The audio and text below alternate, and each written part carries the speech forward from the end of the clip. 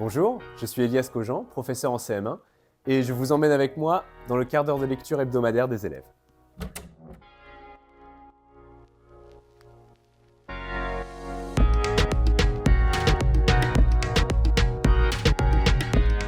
Et deux règles importantes du quart d'heure lecture, Aimé? On lit et on ne fait pas autre chose. On lit, voilà, c'est un temps de lecture, pas de dessin, voilà, c'est un temps de lecture. Et Lohan? C'est silence, on lit. Donc, Aucun bruit. Aucun bruit. Une fois que vous avez votre livre et que vous êtes installé, vous lisez et puis c'est tout. Alors l'avantage du quart d'heure lecture, c'est que chaque élève peut choisir son livre ou sa bande dessinée, ou enfin, tout ouvrage de lecture. Et donc il va être dans une démarche de lecture plaisir. Voilà, donc c'est aussi l'intérêt. La lecture se travaille sous de multiples formes et donner le goût de la lecture, c'est aussi très important.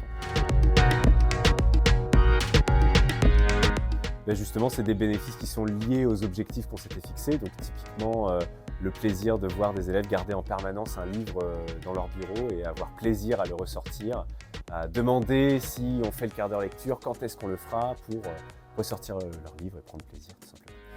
Et puis ça permet aussi aux élèves en début d'après-midi, si on le fait à ce moment-là, de se reconcentrer et d'être plus calme pour la suite. Alors ils sont tout à fait libres de le choisir dans la bibliothèque de classe ou de ramener un livre à eux. C'est justement l'objectif, c'est de les laisser totalement libres dans leur choix. Au-delà de ce qu'on fait en lecture, ça peut être un moment très libre où les élèves peuvent tout à fait suivre leur goût.